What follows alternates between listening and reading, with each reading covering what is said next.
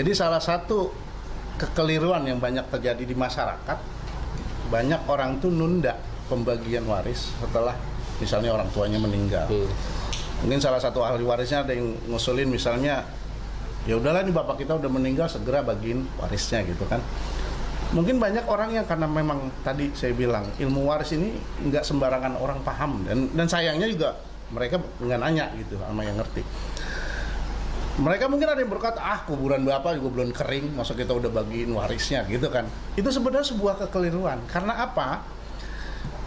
Yang namanya waris itu, ilmu harta waris itu memang harus segera dibagikan karena dia perpindahan kepemilikan harta secara otomatis.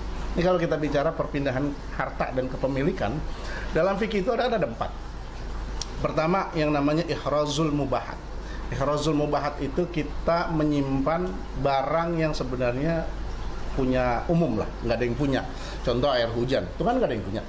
Tapi begitu kita tadangin pakai ember, pakai bak, nah yang di ember itu milik kita, gitu kan? Itu berarti perpindahan harta dari barang yang tidak punya jadi milik kita.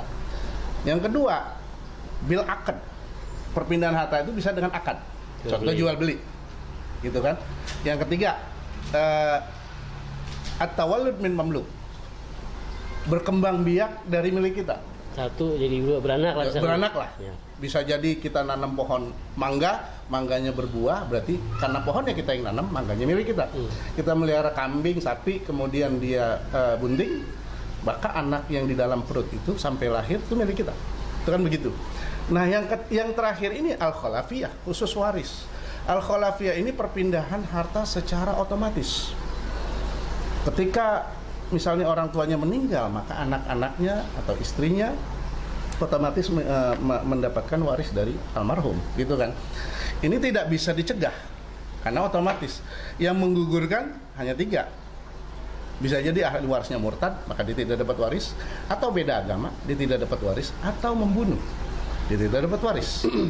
Kalau 3 ini nggak ada, berarti otomatis semuanya ahli waris tersebut dapat bagian masing-masing yang telah ditentukan Allah tadi dari al-furudul muqaddarah itu atau sobah.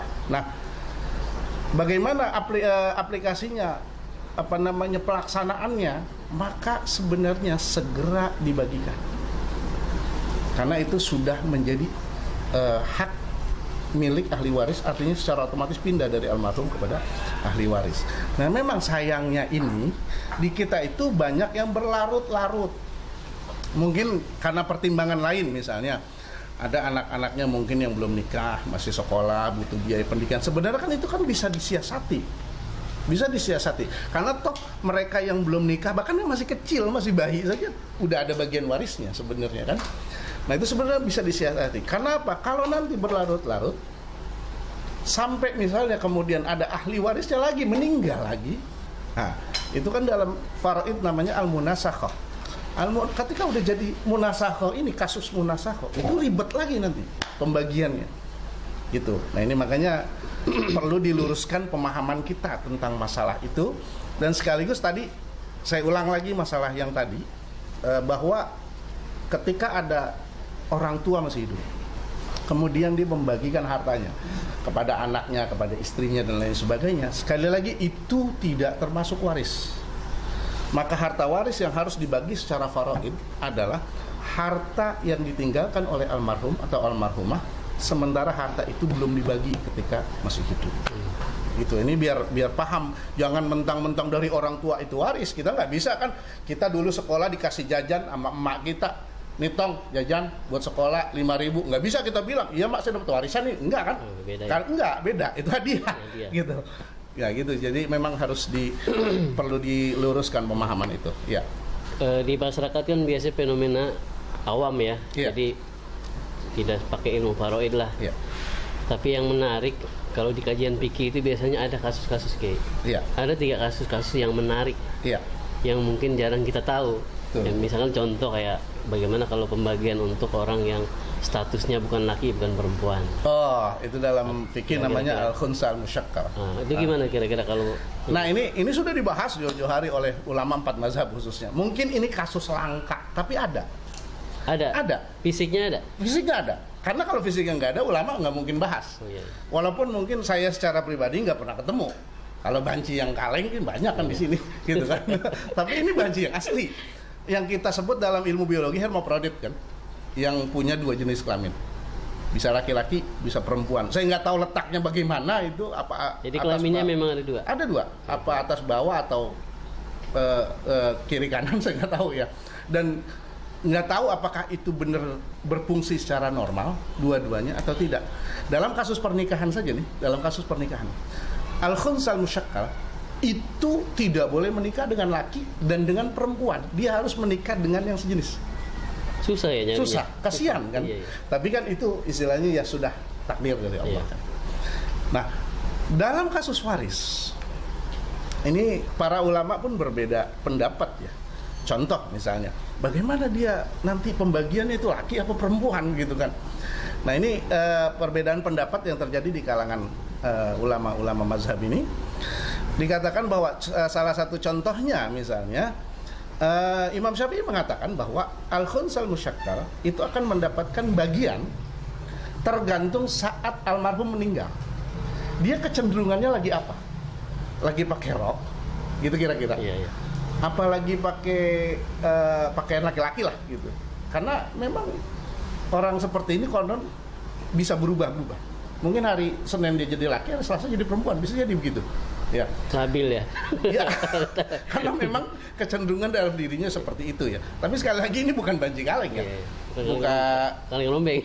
Iya. Bukan siang namanya laki, malam memang namanya perempuan. Begitu ya, memang takdir yang tidak bisa dia hindari ya. Takdir mubrom lah yang permanen. Nah, sedangkan Imam Malik mengatakan bahwa dilihat sepanjang hidupnya condong kemana? Dia ini laki-laki. bukan dari kelakuannya, bukan dari penampilannya, tapi dari pipisnya. Oh, dari pipisnya. Dari pipisnya. Lewat mana? Lebih banyak lewat mana? Gitu. Kalau itu harus ditanya kan orangnya. Dan dia harus jujur, nggak mentang-mentang karena laki-laki dapatnya gedean dia bilang aku laki kan. Nah, makanya itu ada perlakuan khusus. Jadi tidak bisa dikatakan dia harus bagian laki-laki, tidak bisa dikatakan dia harus bagian perempuan. Itu kasus-kasus unik ya, yang saya sih berharap di antara kita nggak ada yang kejadian begitu gitu kira-kira pendapat. Yang kedua kira-kira kasus keluarga salah satu anak nggak pulang-pulang, mungkin hilang. Kerja kemana nggak pulang-pulang, pokoknya nggak ada kabar. Jadi begini, dalam faraid itu orang hilang itu bisa jadi 2 macam. Bisa jadi hilang secara nyata, bisa jadi dinyatakan hilang. Apa bedanya? Hilang secara nyata misalnya diyakini memang dia sudah meninggal tapi entah di mana, gitu kan. Kalau hilang secara dinyatakan hilang, ini biasanya keputusan pengadilan dulu. Apakah ini benar-benar orang dinyatakan hilang atau tidak. Makanya para ulama lagi-lagi berbeda pendapat. Contoh, ini pun pendapat ulama ini hanya sekedar bukan sebuah kepastian, karena memang tidak ada yang tahu nih. Contoh, Imam Syafi'i mengatakan tunggu 40 tahun. 40 tahun? Tunggu 40 tahun setelah dinyatakan hilang. Karena beliau memakai standar kira-kira umur seseorang setelah dinyatakan hilang 40 tahun itu ya kemungkinan udah meninggal. Iya. Gak ada kabar gitu ya. Sedangkan Imam Malik lebih panjang lagi, 80 tahun. Artinya kalau dia dapat bagian waris dari bapaknya nih misalnya, di bawah 40 tahun menurut Imam Syafi'i, berarti dia masih dapat bagian. Gitu kan? Ya kira-kira kalau orang yang nggak ada nunggu 40 tahun dibagi aja dulu. Dibagi dulu, dan itu harta dia jangan diapa-apain. Itu hak dia. Oh, hak dia jangan diapa-apain. Contoh gini lah. Sampai batas waktu. Contoh gini, ini tahun 2020. Ya. Misalnya dia dinyatakan hilang tahun 2010. Berarti udah 10 tahun dong. 10 tahun. 2020 bapaknya meninggal. Maka silahkan bagi waris dengan tetap mengikut sertakan dia. Ya. Karena baru 10 tahun. Gitu. 30 tahun lagi. Tunggu 30 tahun lagi. Iya. Setelah 30 tahun tidak muncul, berarti dinyatakan hilang dan dinyatakan meninggal. Terus bagiannya? Bagiannya nanti kita bagi lagi. Berarti kan dia mungkin misalnya dia hilangnya saat bujangan lah, nggak punya keluarga ya. Berarti nanti 30 tahun yang akan datang, maka harta dia akan dihitung lagi. Siapa saat 30 tahun itu ahli warisnya masih hidup. Dan itu hartanya didiamkan atau boleh digunakan untuk? Ya lebih baik dikembangkan. Lebih baik ya. Supaya berkembang ya. Lebih baik ya. Nah, sedangkan tadi menurut Imam Malik lebih lama lagi. 80 tahun. Itu kalau standar manusia sekarang rasanya kalau sudah 80 tahun ya bolehlah lebih kuat dinyatakan hilang. Nah, ini juga sebuah kasus unik, dan ini mungkin ada kemungkinan besar terjadi di kalangan kita ya, karena mungkin bisa jadi seperti itu. Nah, disinilah orang harus paham. Tapi sekali lagi, ketika tadi bapaknya meninggal tahun 2020, bukan berarti nungguin dia 30 tahun kemudian baru dibagi, tidak. Silakan segera dibagi. Cuma karena dia baru 10 tahun hilangnya, berarti dinyatakan dia masih ada. Bagian dia ditahan dulu ya. Bagian dia diamankan dulu. Diamankan, tapi sudah dibagi. Misalnya bagian dia 100 juta. Iya. Ya sudah, amankan saja. Silakan mau dimanfaatkan atau gimana. Tapi yang penting nanti harta dia harus, kalau dia balik lagi ternyata muncul, dikasih. Kalau ternyata memang dalam 30 tahun berikutnya total 40 tahun sudah tidak muncul lagi, maka dia harta tersebut berarti sudah dianggap waris.